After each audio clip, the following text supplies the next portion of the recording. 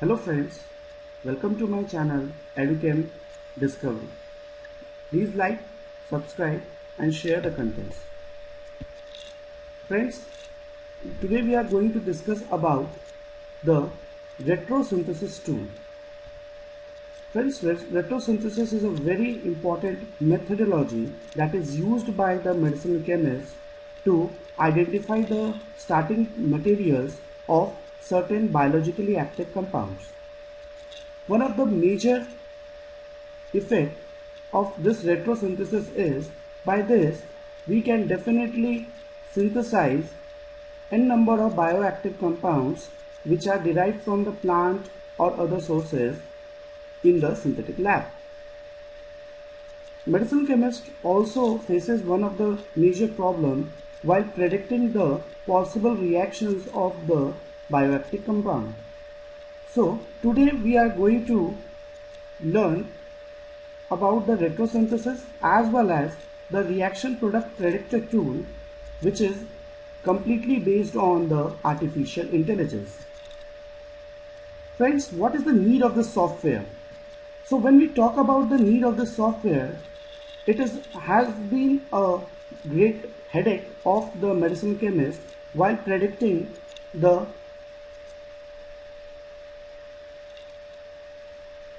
starting materials of certain bioactive compounds.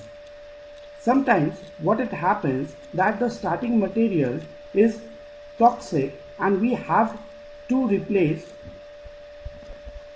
or we are forced to replace the starting material with the new one. So it becomes a new challenge for the medicinal chemist to identify the starting material and carry out the synthesis of the bioactive compound. The software that we are going to learn is IBM RxM for chemistry. The software claims that the first free AI web service for predicting chemical reactions. So definitely the software also complies to its word and its claims, and we will see how it complies and how important data can be generated from using this software. So please be with me till the end of the video, and definitely I am assured you will like the content. So friends, I used the link that I have given the description box, and you can see that I wrote in Google IBM reaction prediction. So this is the first link that is available to me. Once I am going to the link, we will observe that the home page of the software has been opened. Here you can see there is an option to start your next project. So I am just clicking on that.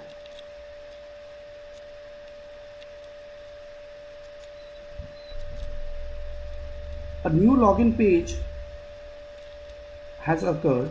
After pressing to login, it directs me to a page where I can log in using my Facebook account, either my Google account, or I can also sign up to this particular portal. So here I am going to use my Google account.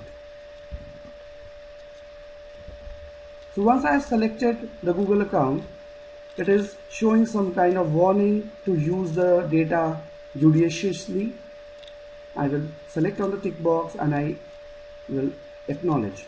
So here you can see that now I am in my project dashboard area, where here you can see that I am logged in with the name of Kumar Pratyush, and this is my profile that I have entered while logging, and I can log out if needed.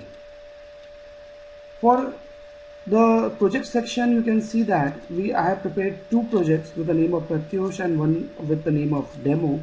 Again, I am going to show you how to create a new project in this portal. So I will go to start new project and using this click button. So it will ask me the name of the project. I am writing the name of the project, demo tutorial. I can also add some collaborators, but for now I'm not adding any collaborator. I'm going to create project. Now you can see that the option, that is, the project has been created, and this is the workspace of my project. My project name is demo tutorial. Okay, and this is the workspace of that. Here you can see in the left panel several options are there to select. On the right, extreme right panel, there are options to select the hydrogen carbon elements. You can also use the smiley string editor function also. In the down, you can see that there is option to select some kind of rings, that like benzene, cyclopentanes, cyclohexanes, etc. Here you can see there are two tabs with the name of new retrosynthesis and one with the name of new reaction. Okay, so we are actually going to use these two tabs for the retrosynthesis purpose and predicting our reaction. So let's start. Suppose I am taking an example of diphenylamine for this purpose. So I will draw a basic structure of diphenylamine. As you can see, the structure of diphenylamine is being drawn. Okay. Now after I have used this lasso section tool for selecting, I will just drag and leave it so the whole molecule has been selected, and now I will press to new retrosynthesis.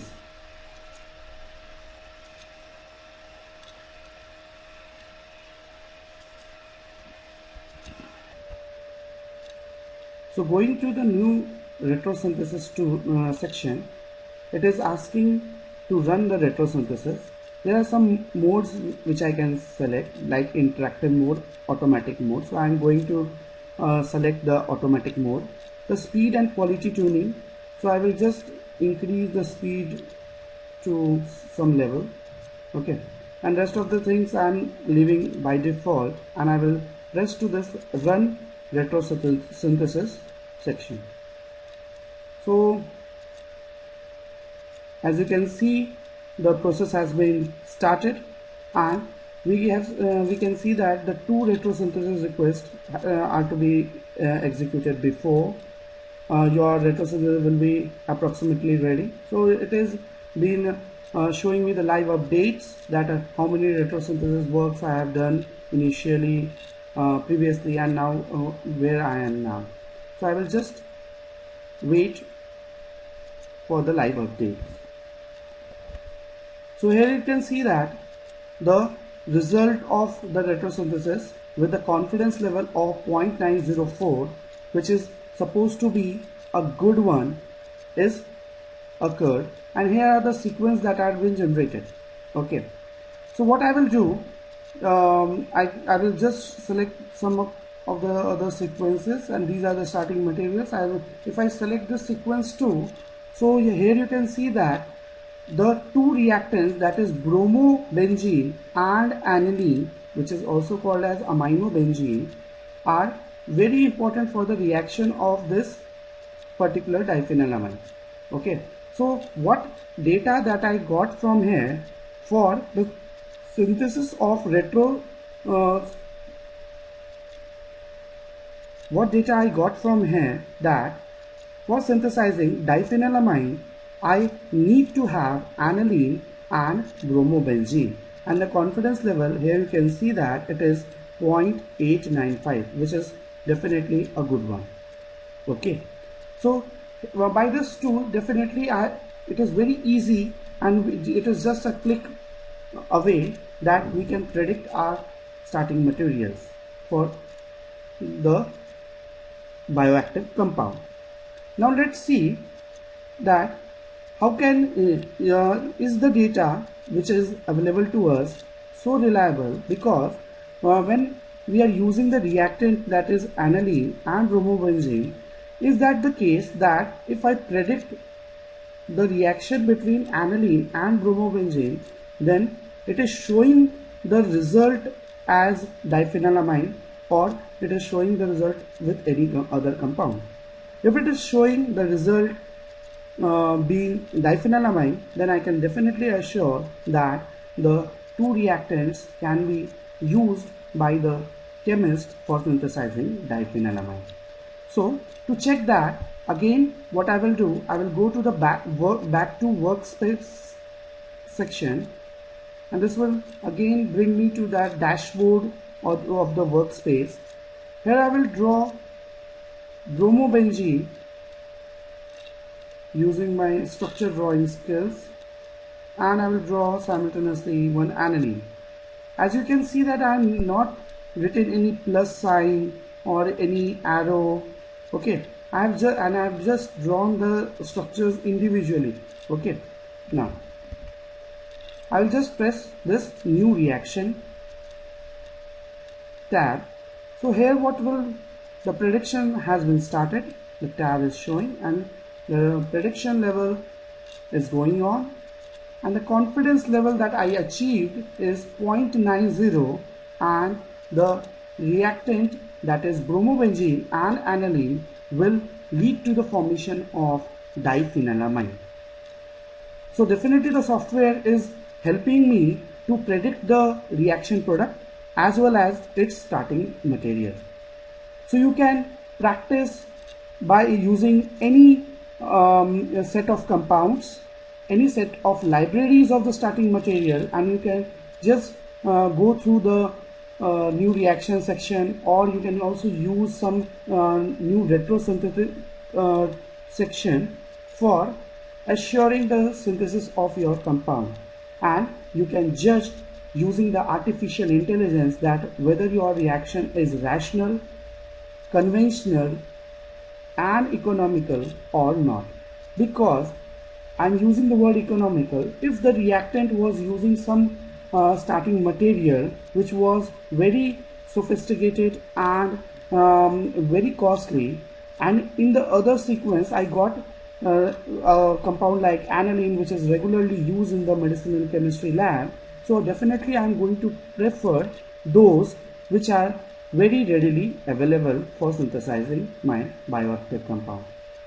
So friends, definitely this is a very user-friendly tool that you can use for your medicinal chemistry project. I think so the video was very helpful, and definitely you will learn more if you are going to improvise a very important and very nice tool, you can say that. There is no some kind of you have to write codings, etc. You don't have to do anything.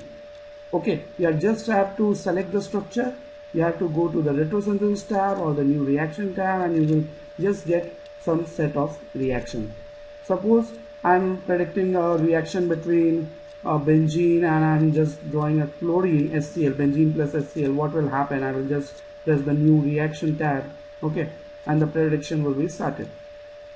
So we can see that the reaction is invalid, and this is the conceptual concept that benzene is unreactive towards the HCl, because for chlorination of benzene we need to carry out the chlorination in the presence of dark condition using the catalyst of iron and chlorine, and the particular mechanism by which it can be formed by is called as electrophilic aromatic substitution. So these are the things that you can predict, that HCl and benzene is not going to react and it is not going to produce some valid product.